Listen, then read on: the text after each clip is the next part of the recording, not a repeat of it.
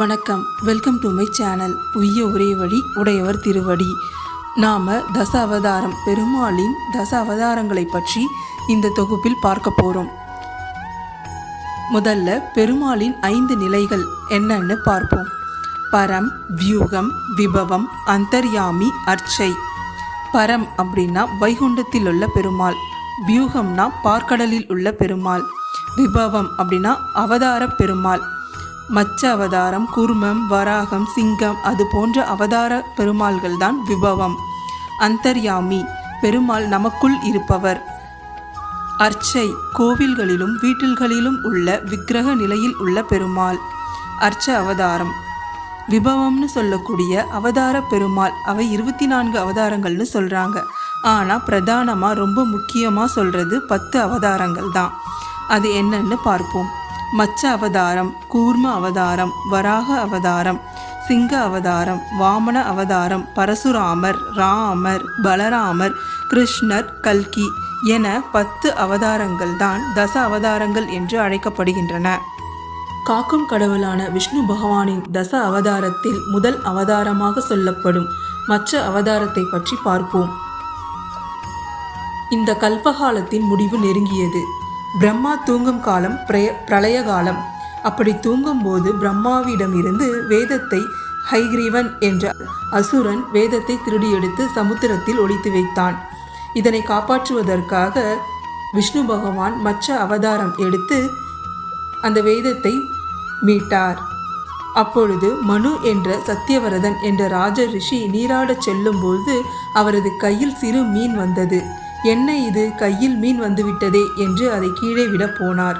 அப்போ நீதான் ரட்சகனாச்சே, என்னை திரும்பவும் இங்கே விட்டுவிட்டா என்னை திமிங்கலங்கள் தின்றுவிடும், என்னை காப்பாற்று என்று சின்ன மீன் சொல்ல அவரும் தன் கமண்டலத்தில் அதை விட்டு தன் ஆசிரமத்திற்கு எடுத்து சென்றார்.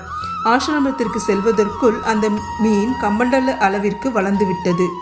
மீன் எனக்கு இடம் பத்தல, வேற இடத்துல போடு அப்படின்னு சொன்ன உடனே அந்த கமண்டலத்தை விட பெரிய மணிகர்ணிகா என்ற பெரிய பாத்திரத்தில் அந்த மீனை விடுகிறார். சில மணி நேரங்களில் அந்த பாத்திரத்தின் அளவிற்கு பெரியதாகிவிட்டது. இடம் பத்தாததால் ஆசிரமத்தின் பக்கத்தில் உள்ள குளத்தில் கொண்டு போய் விடுகிறார். சில மணி நேரங்களில் அந்த மீன் குளத்தின் அளவிற்கு பெரியதாகிவிட்டது. மீண்டும் அந்த மீனுக்கு இடம் பற்றாததால் உடனே பக்கத்தில் உள்ள ஆற்றில் கொண்டு போய் விடுகிறார். சில மணி நேரங்களில் ஆற்றின் அளவிற்கு பெரியதாகிவிட்டது.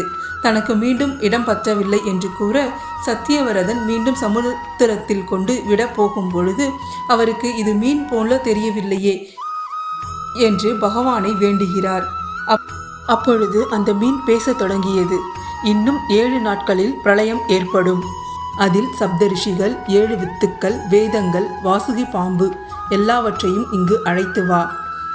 அதை மீன் கூறியபடியே பிரளயமும் ஏற்பட்டது. படகும் வந்தது.